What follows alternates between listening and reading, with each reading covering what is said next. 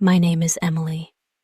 I'm 28 years old, and today I want to share the story of how my life changed after marriage.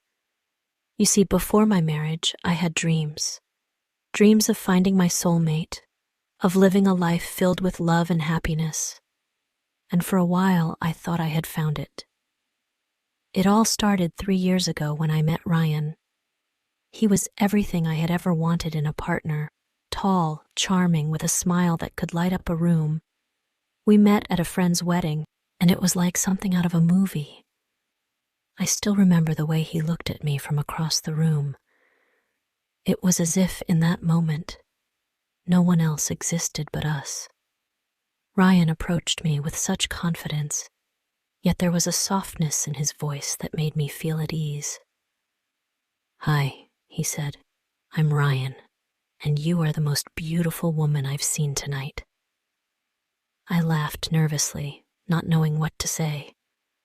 But he kept talking, telling me about himself, asking about me, and making me laugh with his silly jokes. By the end of the evening, we were dancing together under the fairy lights, and I felt something I had never felt before. A spark, a connection. After that night, Ryan and I started seeing each other. We went on long drives, had picnics at the park, and spent hours talking about everything: our dreams, our fears, our childhood memories. He would surprise me with flowers, leave little notes on my car, and always find ways to make me feel special. One evening, after about a year of dating, Ryan took me to the beach. The sun was setting and the sky was painted in shades of pink and orange. We walked barefoot along the shore, laughing and holding hands. Then he suddenly stopped and knelt down on one knee. My heart started racing as he pulled out a small velvet box. "Emily," he said, looking up at me with tears in his eyes. "You are the love of my life. I can't imagine a single day without you. Will you marry me?" Tears streamed down my face as I said, "Yes, yes, of course, I will." He slipped the ring onto my finger and we kissed as the waves crashed against the shore. It felt like a dream, like something out of a fairy tale. Our wedding was magical. My family adored Ryan, and his family welcomed me with open arms. We got married in a beautiful garden surrounded by flowers and fairy lights. I wore a white lace gown and Ryan couldn't take his eyes off me. We danced our first dance to Perfect by Ed Sheeran, and as he held me close, he whispered, "I will love you forever, Emily." I believed him. I believed every word he said. The first few weeks of our marriage were like a dream. Ryan and I moved into a cozy little house on the edge of town. We spent our evenings cooking together, watching movies, and dreaming about our future. He would kiss me on the forehead every morning before leaving for work and tell me he loved me.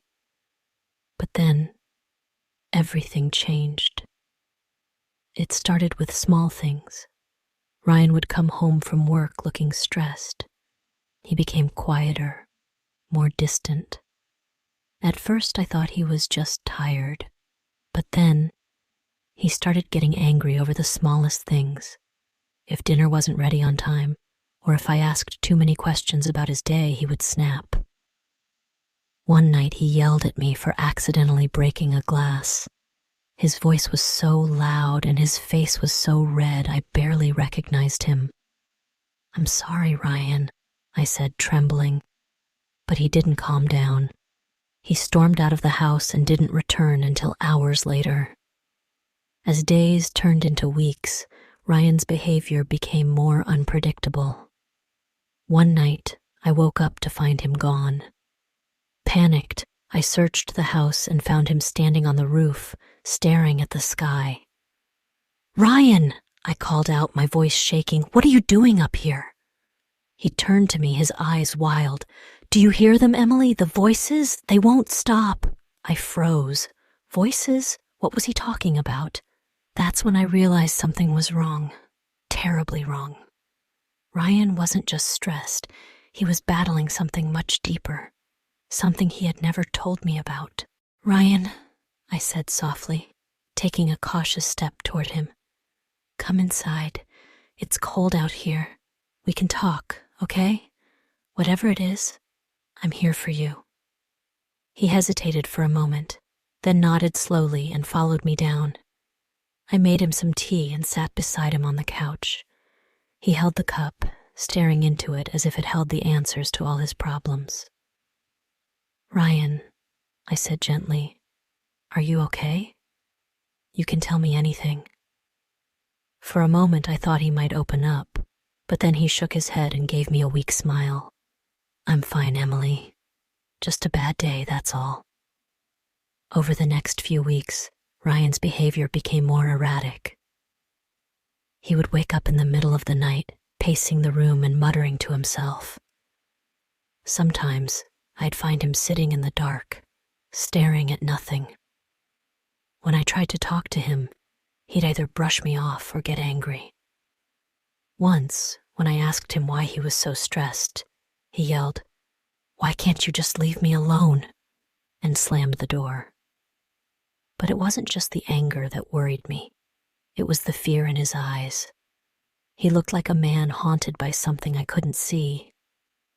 One night, everything came crashing down. I was in the kitchen preparing dinner when I heard a loud crash from the living room. I ran in and found Ryan standing over a shattered mirror, his fists bleeding. "Ryan, what happened?" I cried, rushing to his side. He looked at me, his eyes filled with tears. "They won't stop, Emily," he whispered. "The voices. They keep telling me things. I can't take it anymore." My heart broke as I realized the truth. Ryan wasn't just angry or stressed. He was fighting a battle with his own mind, and he hadn't told anyone, not even me. That night, after Ryan fell asleep, I sat in bed, unable to stop crying. I thought back to all the signs I had missed, all the times he had tried to hide his pain. I knew I couldn't ignore it anymore. I needed to help him, but I didn't know how. The next day, I called his sister Rachel. She was the only family member Ryan was close to, and I hoped she could give me some insight. "Rachel," I said, my voice trembling, "I think something's wrong with Ryan. He's been acting so strange lately, angry, distant, and he says he hears voices." There was a long pause on the other end of the line before Rachel spoke. "Emily," she said quietly, "there's something you need to know." Rachel explained that Ryan had been diagnosed with severe schizophrenia in his early 20s. He had gone through therapy and was on medication for years, but a few months before our wedding, he had stopped taking his meds, believing he no longer needed them. "He didn't want to tell you," Rachel said. "He thought you might not marry him if you knew. He wanted to protect you from this." I was stunned. How could he keep something so important from me? But as the shock wore off, I realized it didn't matter. I loved Ryan, and I wasn't going to give up on him. That evening, I sat Ryan down and told him what Rachel had said. At first, he denied it, saying he was fine and didn't need help. But when I told him I had seen the pain in his eyes, he broke down. "I didn't want you to see me like this," he said, tears streaming down his face. "I thought I could handle it, Emily. I thought I could be normal for you." I held him as he cried, my heart breaking for him. "Ryan," I said softly, "you don't have to handle this alone. I'm here, and I'll always be here. But we need to get you help." Getting Ryan to agree to see a doctor wasn't easy. He was terrified of being judged, of being seen as crazy. But after weeks of gentle persuasion, he finally agreed to go. The doctor confirmed what Rachel had told me. Ryan's schizophrenia had returned, and he needed to go back on medication. They also recommended therapy to help him cope with his episodes. The road ahead was not easy. Some days Ryan would refuse to take his meds, saying they made him feel foggy. Other days, he'd lash out, frustrated with himself and the situation. But through it all, I stayed by his side. Despite the challenges, there were moments of light, moments that reminded me why I fell in love with Ryan in the first place, like the time we went for a picnic in the park, and he surprised me with a drawing he had made of us. Or the nights we stayed up talking about our dreams, laughing and holding each other. One evening, as we watched the sunset from our porch, Ryan turned to me and said, "Thank you for not giving up on me, Emily." I smiled, tears in my eyes. "I promised to love you in sickness and in health, Ryan, and I meant it. Our story is far from over. Every day brings new challenges, but it also brings new opportunities to grow stronger, together. Ryan's illness doesn't define him, and it doesn't define our love.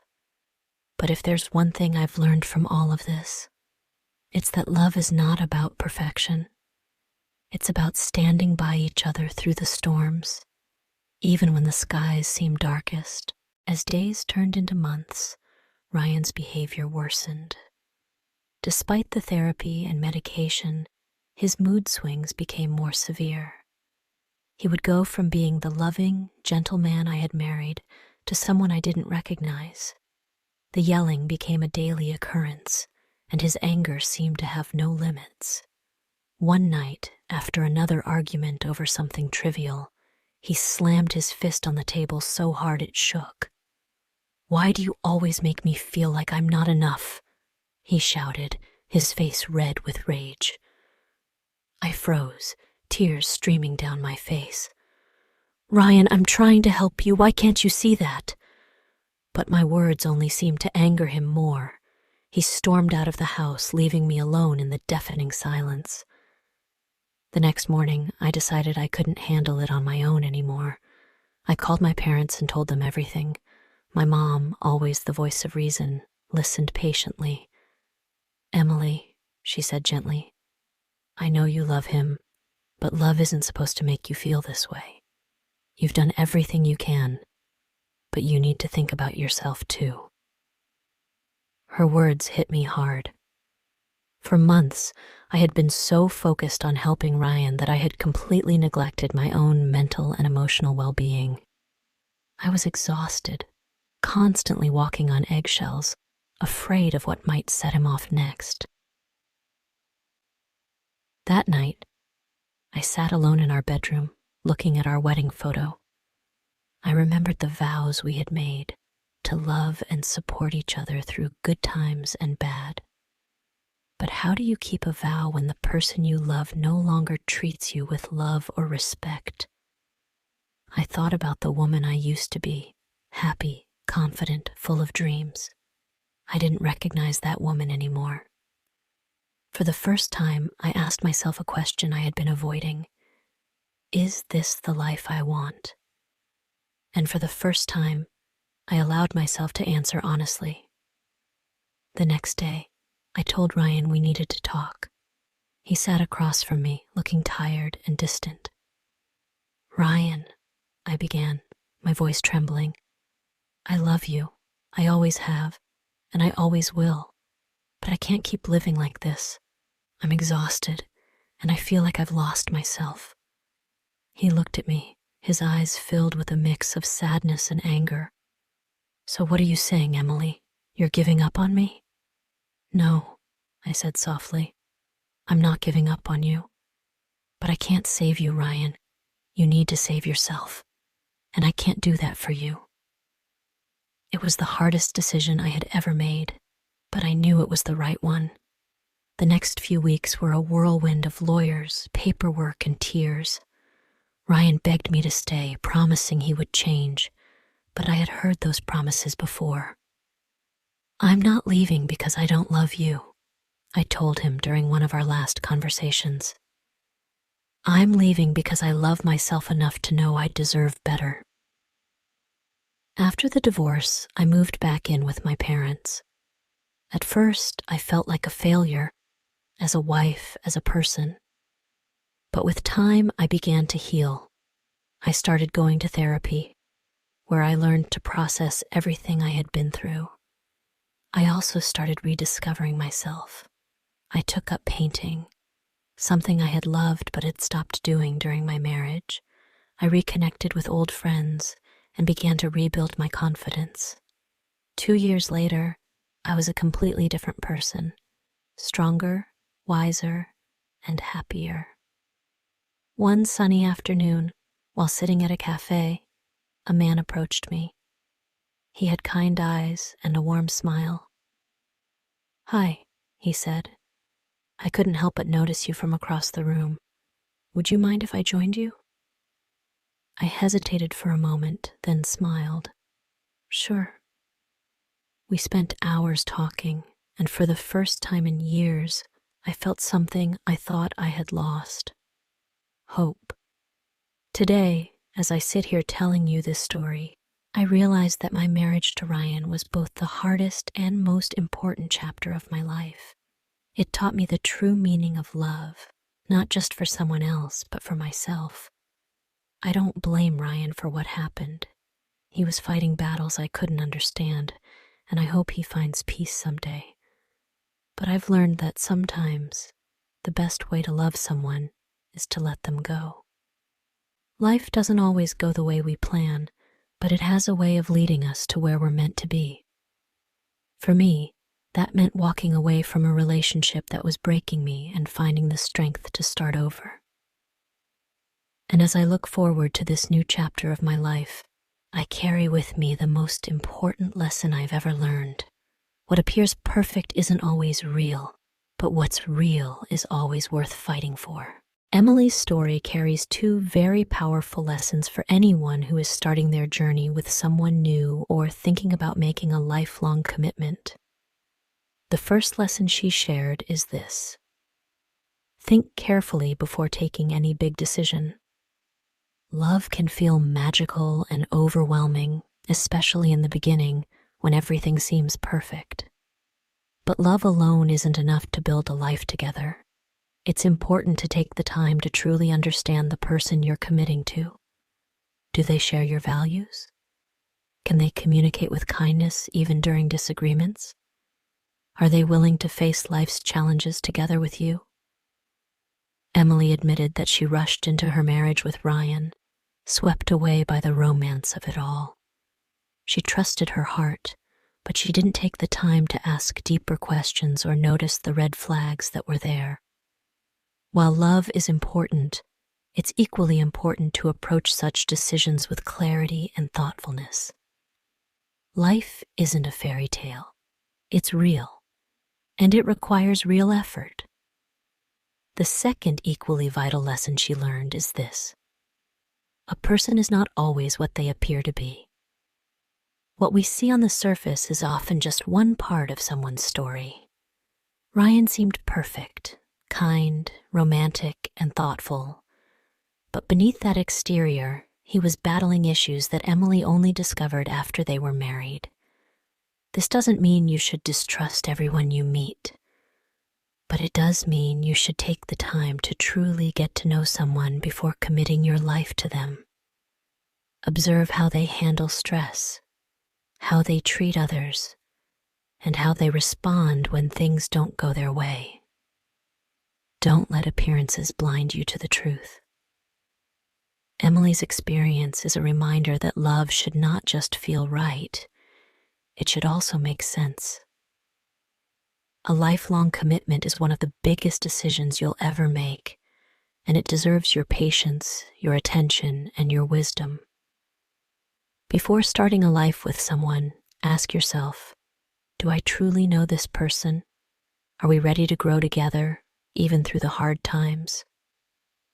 Emily's journey, though painful, taught her that it's better to wait and be sure than to rush into something that could bring heartbreak later. Her story encourages everyone to approach love with both their heart and their mind, ensuring that the foundation they build their life on is strong, honest, and true.